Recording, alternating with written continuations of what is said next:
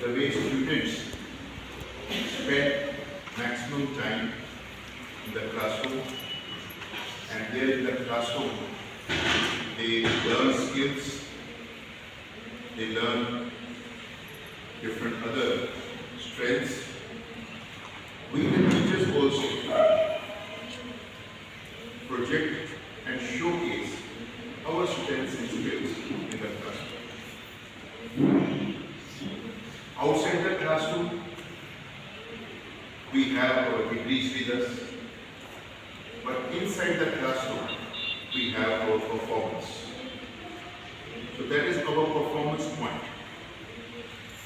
What is our classroom? Performance point. That is our performance point. So technically we are strong, educationally we are strong, that is one thing. But our real strength is proved through our performance. And performance is given at our performance point, and which is classroom. A lot many times it happens that we have complaints, we have frustration as a teacher. And the reason behind that is students are not paying due attention to us. They are not responding to us the way we have expectations in our life. So the point is this: to some extent, students are responsible. They don't have that keenness in them. They don't have that desire in them. They don't have that urge in them to learn. But certain classroom management skills are also there, which sometimes we do not demonstrate there in the class. And I'm sure that everyone in the school, if we pay proper attention today, we make a proper note of this today, and later on, the video that is sent to you, if that video is also seen properly, it will definitely help you. And it is not only subject teacher who will be benefited, even activity teachers or librarians, everybody will get benefit of this session. So certain points have been noted down. See, when we enter the class, it often happens when we enter the class, we start our work immediately. We should take a few seconds. The first thing that we have to do is, we are to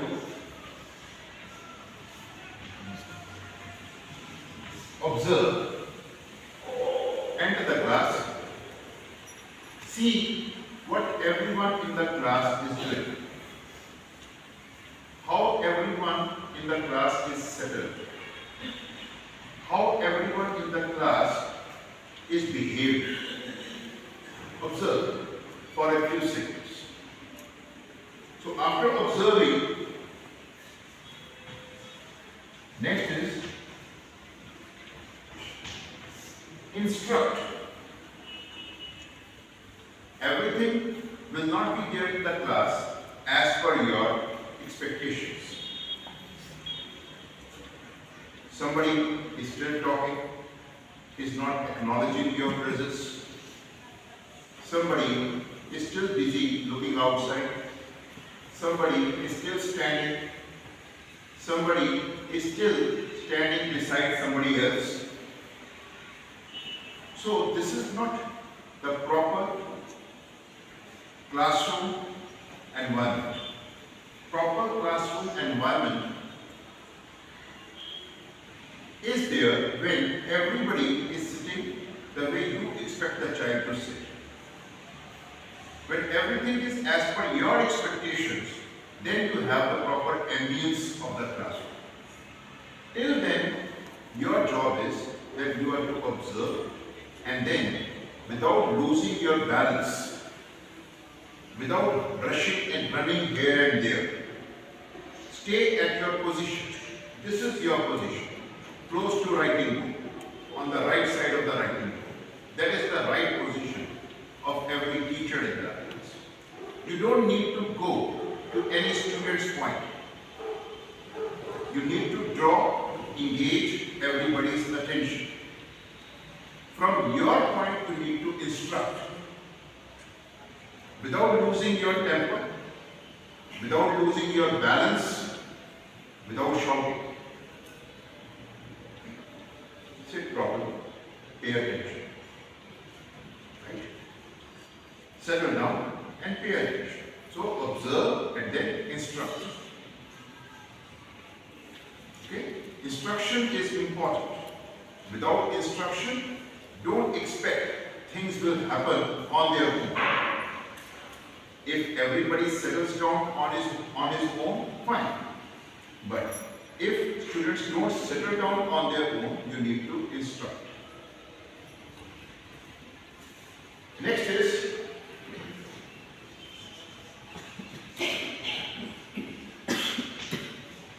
motivate. What is the meaning of motivate? Motivate doesn't mean inspire. Motivate doesn't mean inspire. Motivate means to make others aware of the motive, of the purpose. When you are a librarian, when you have your class in front of you, you need to make everybody aware. It is for this motive that I am here. It is for this motive that you are there. Tell them the motive. Right? The best motive is that the topic which I am going to take up in the class, what is its examinational relevance? Every chapter that is there in the book, it has got its own examinational relevance. In first standard also, a student wants to do well in examination. Is it so? In first standard also, a student is very keen to do well in examination.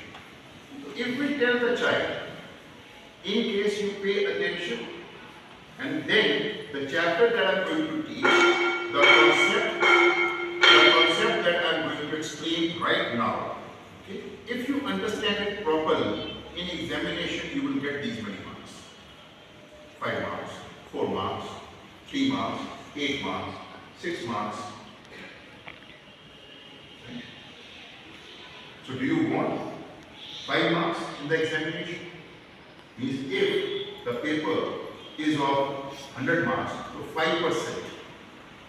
5% of 100 marks you will be able to understand today. And you may get 5 out of 5 if you pay attention. It is motivation. Right? If you pay attention today, okay, you will learn at least these many new words. If you pay attention today, you will learn at least these many new formulas. If you pay attention today, you will be able to do very well in your real life in this area. So give them the purpose, give them some motive, give them some reason, okay, to pay attention to you. Why should anyone pay attention to you without any reason? Right? So reason is required to be shared with the students. If suppose you as a student are coming to the school, so you need word power, you need language, you need values, all this is there in books. When students come, say, to the library, all this can be communicated to them. Yes or no? You'll be getting word power, you'll be getting values, you'll be getting language, you'll be able to communicate well in your real life. That is reason. Why have you come to library? Okay? So similarly, whatever reasons are there in our mind, those reasons must be shared with the students in that class. So that way you are giving them a purpose. You're giving them a motive, you're giving them a reason to pay attention to you and to be in proper discipline.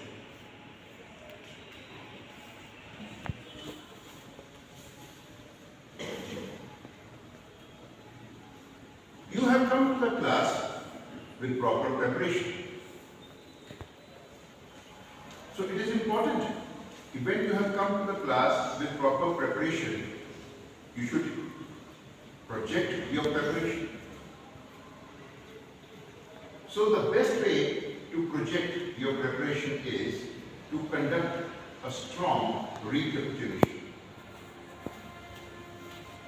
And for that, you need to have good questions in your mind. Always start with memory-based questions.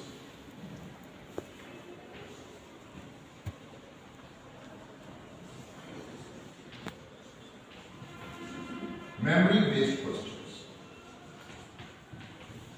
These questions through which you assess students' memory.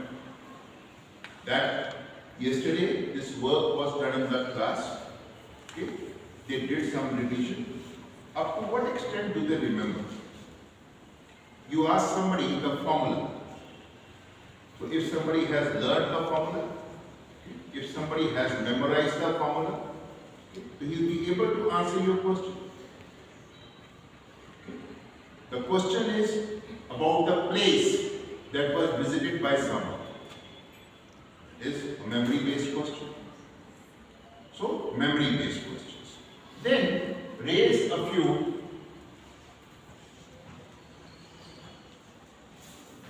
understanding-based questions. Understanding-based questions. To conduct a strong recapitulation. Right? So for example, our teacher is sitting here. So our teacher may raise this question. That is the last session that was conducted. We made one landscape. Which colors did we use? It's a memory-based question. Right? Okay. So when you see that landscape, beautiful landscape, in which greenery is there everywhere, trees are there everywhere, hills are there everywhere, seaside is there everywhere. How do you feel? This is understanding-based question. Right? Similarly, when we ask our initial questions, those should be memory-based questions, and later on we should raise understanding-based questions.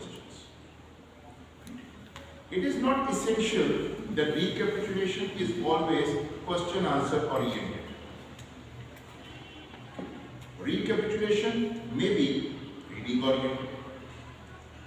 Recapitulation may be, writing oriented. Recapitulation may be, say, diagram oriented. Recapitulation may be, say, sum solving. Based on sum solving, we solve this sum. So any kind of recapitulation, it has to be. And it should be prepared, well prepared recapitulation. That way you show your preparation during the class.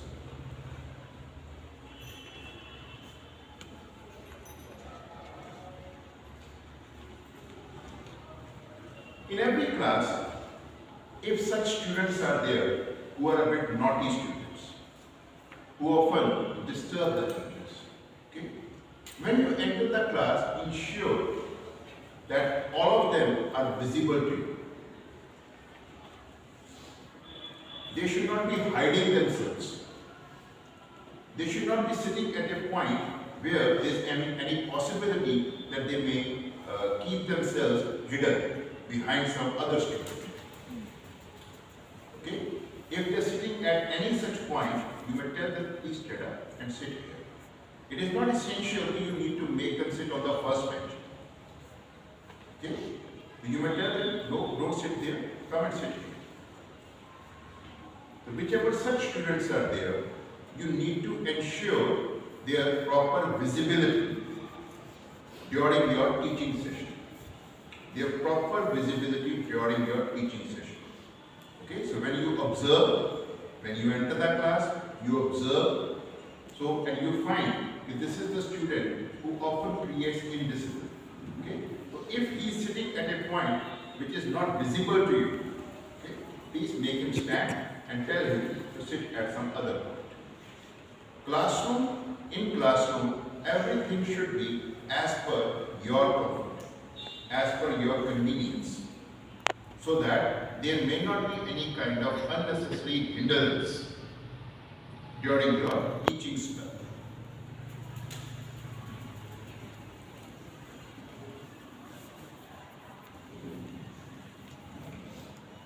Whatever you are speaking in the class, whatever you are writing in the class, are you doing it for yourself?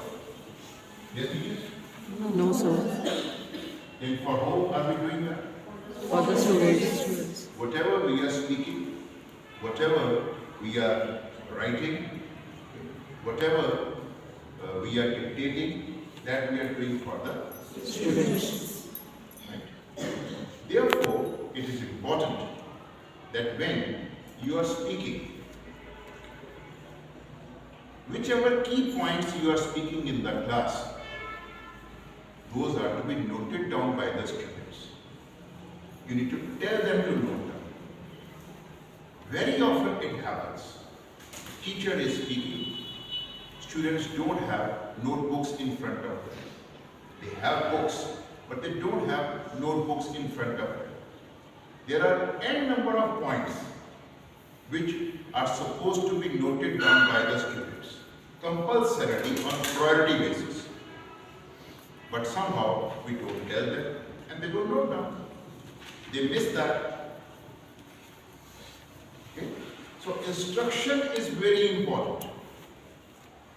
Students, they are very rarely in auto mode. Very rarely. You need to instruct. Then they will work. So every small thing is required to be communicated to the students, then only things will be done. Okay? You speak something and you want they should write, tell them to write. But before that, it is important that when you enter the class, in your class, everybody should have book in front of himself. Everybody should have notebook in front of himself or herself, and everybody should have a pen or a pencil there in his or her hand, handy. Everything should be there, ready with the child.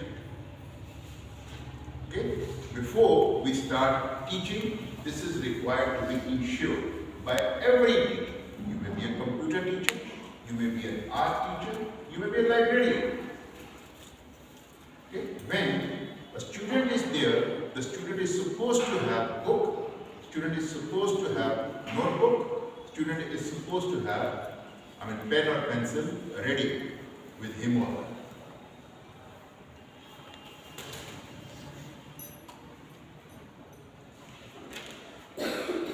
So far as compliance is concerned,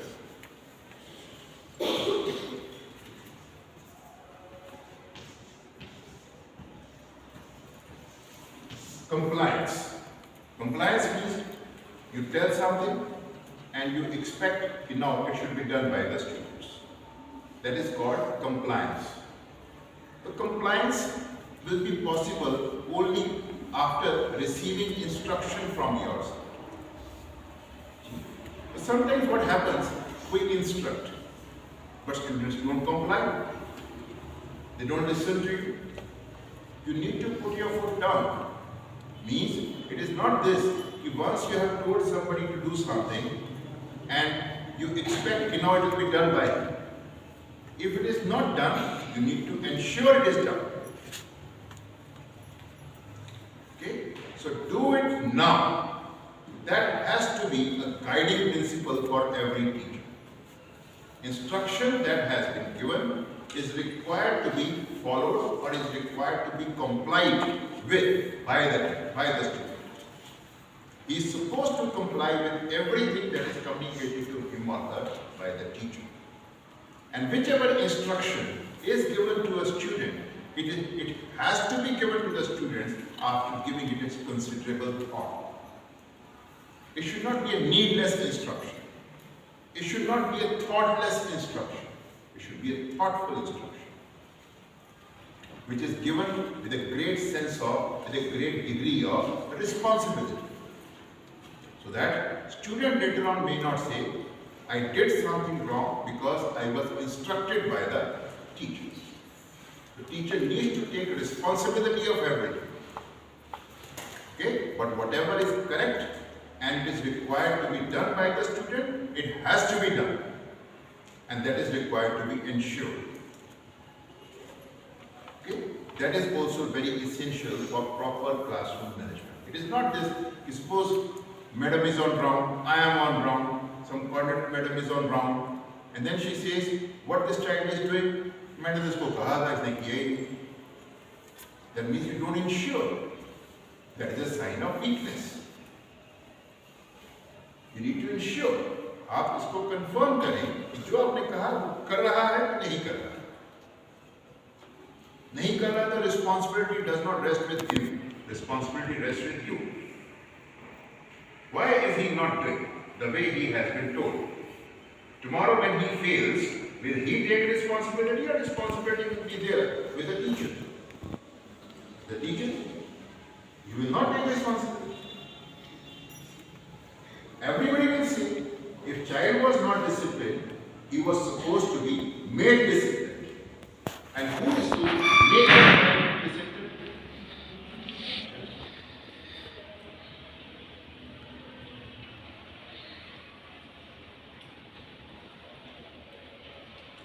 A lot many times I have observed that a student is simply sitting in the class.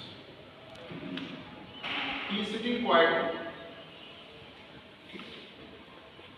Whereas other students, they are keen, they are listening with rapt attention, they are writing down simultaneously, and they are raising hand to respond to questions.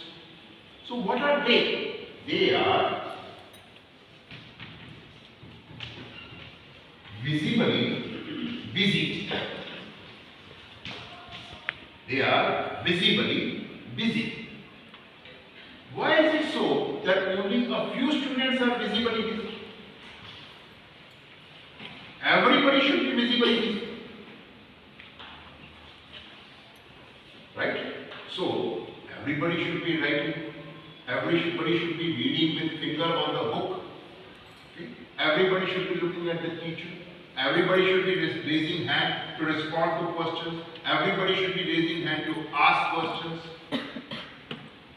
everybody should be sharpening the pencil if it is required, everybody should be visibly busy now.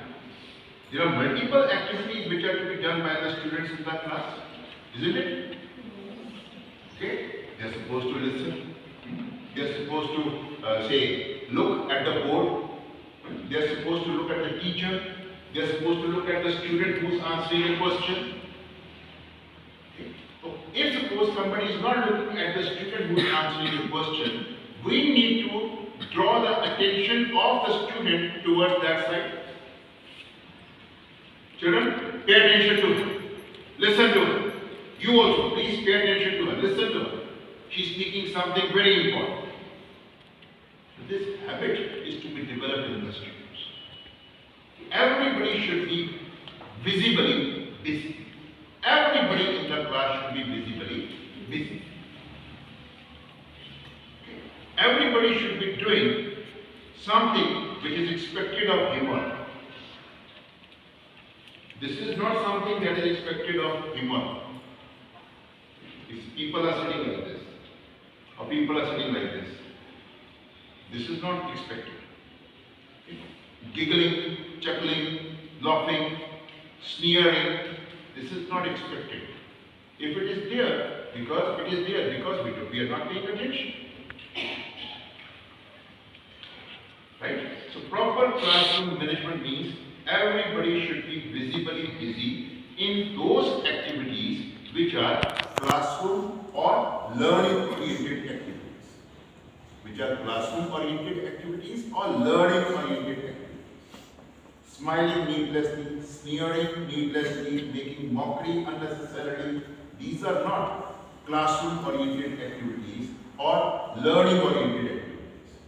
Listening, looking at the board, writing, asking, responding to the questions, these are the activities which are classroom-oriented activities. Everybody should be involved in it. So everybody should be visibly busy. नहीं तो सुन रहे हैं लग पड़ेगा visibly busy नजर आना चाहिए कि आप वाकई में बिजी हैं in learning in updating yourself in upgrading yourself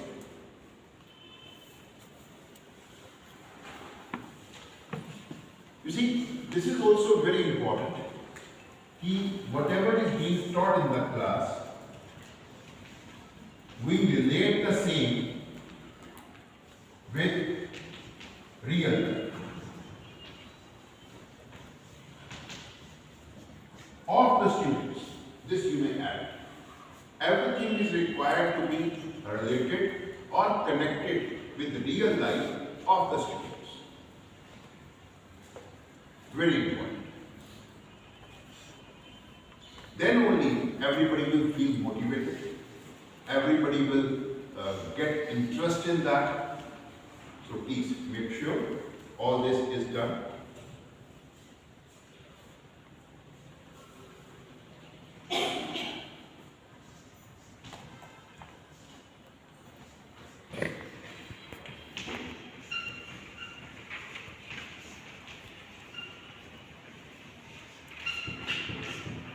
Stay strictly formal. Stay strictly formal. Otherwise, your class will not be managed properly. To be informal means to be loose. To be informal means to be weak. To be informal means to be a failure as a teacher. To be informal means to become familiar with the students. So stay strictly formal. When you are formal, your communication is best communication. When you are formal, your communication is decent communication. When you are formal, your communication is refined communication. When you are formal, your communication is thoughtful communication. Nothing is uttered thoughtlessly. So, in your class will be managed well if you are strictly formal. No statement is to be made in the class that is loose. No statement is to be made in the class which is not made with a sense of responsibility. Later on, when questions are raised, we should not say, no, I said this thing in this context. Wherever you feel there is a possibility of keeping something in wrong perspective, don't say that. Okay? So, stay strictly formal. Needless laughter at your end is as bad as is needless laughter at the end of the students. On the first day when assembly was conducted, it was clearly communicated to all the students that the language that is to be spoken at the school is formal and is English. So if it has been communicated to the students, it has also been communicated to all of us. The language which is to be used at the school is strictly English. No other language is acceptable. Students should also adapt themselves as per the communication of the school. We, the teachers, should also adapt ourselves as per the code, communication code of our school. So communication code of our school is that we have to speak English. That is part of our code of conduct.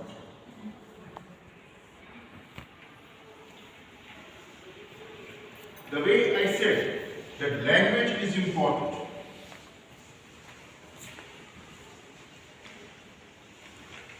Language is important. Similarly,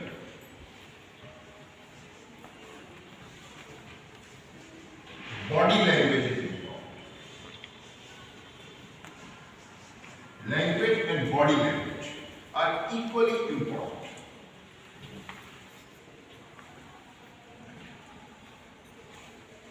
It often happens that we are standing in the class.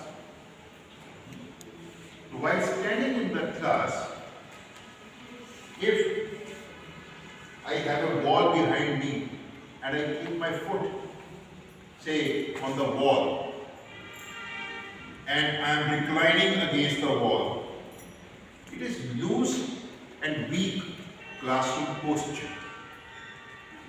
I am sitting on the desk. That is also weak body language. I am sitting on the bench in the classroom. That is also weak body language. So, point is, our body language matters a lot. The body language is strong if we are firm. If we are firm in the classroom. If instead of being firm, we are infirm in the class, we are weak in the class, we are loose in the class, so then you can expect only looseness in the entire class. And that leads to classroom indiscipline. So for proper classroom management, it is very important that the teacher's body language is also as strong as it is expected of the teacher to make the oral language strong. If oral language is to be made strong, similarly, body language is also required to be made strong. And last point, we are not to forget, shouting always leads to more shouting. Shouting always leads to more shouting. It is not this, you are shouting from this point and you can expect that everybody will be silent. So instruct firmly, clearly, but don't shout. This was from my side. I would like to understand from yours anything that you would like to add.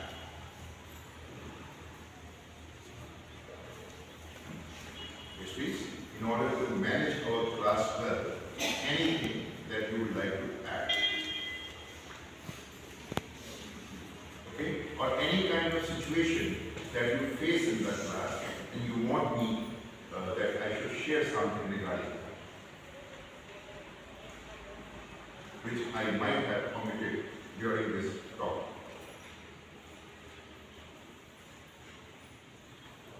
In that case, please share with us what learning elements have you absorbed, have you noted down, what points you will be keeping in your mind while conducting your class,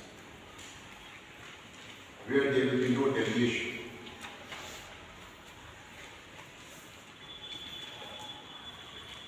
I should not have to ask any particular teacher.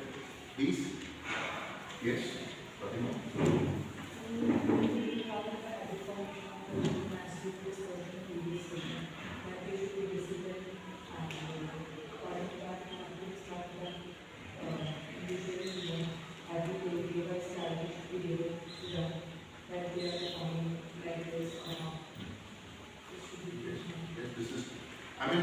Classroom is the place where habit formation is done. So winning habits are required to be cultivated in the students. Yes, we need to work on the habits of the children. Of course, yes. The points which have been shared today regarding classroom management, what have we really absorbed? What care will we be taking in the coming days when we meet the students? Yes, anyone? Anybody? Right? Different points have been discussed today, dictated today, noted by all of you today. Please share. How will you implement all these points? Yes, madam? Ji.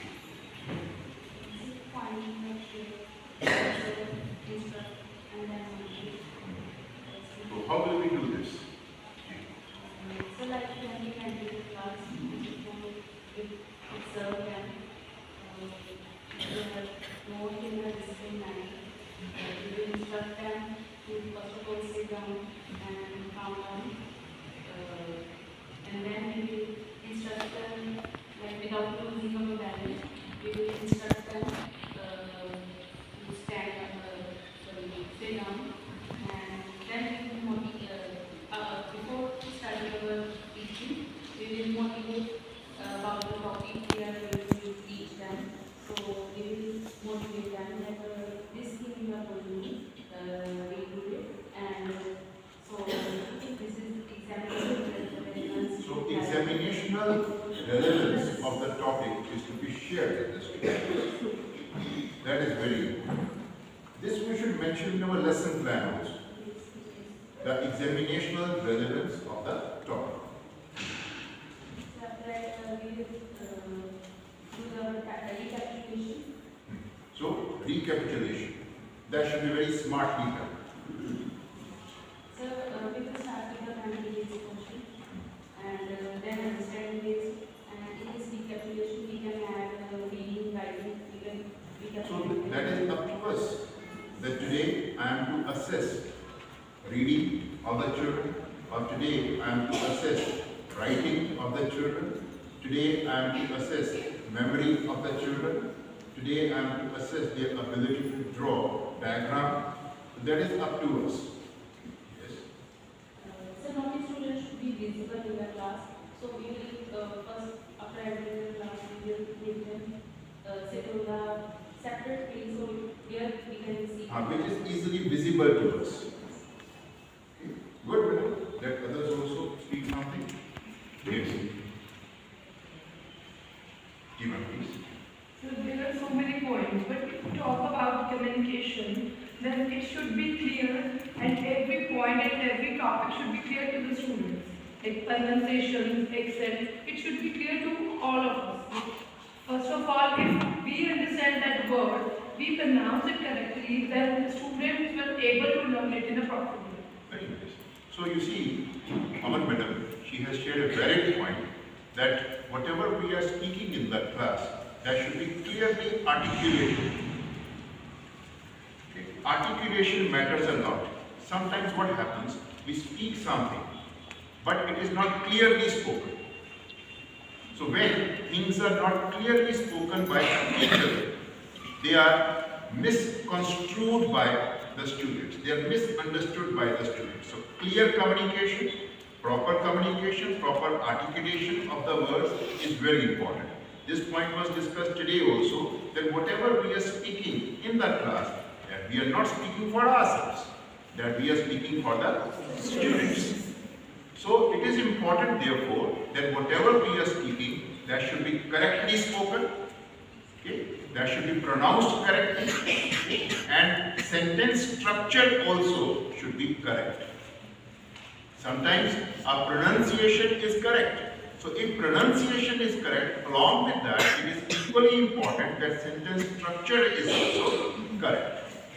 So it is not only important for the teacher who is teaching English language, even other teachers also should work on their language in such a manner that when they communicate, their word pronunciation and their sentence structure, that should also be correct. Then students don't have any kind of misperception, or they do not have any kind of confusion in them. Good. Thank you. So please read all the points, internalize all the points, absorb all the points, and later on one video will also be sent to you. Please spare time and watch the videos. Thank you. Thank you.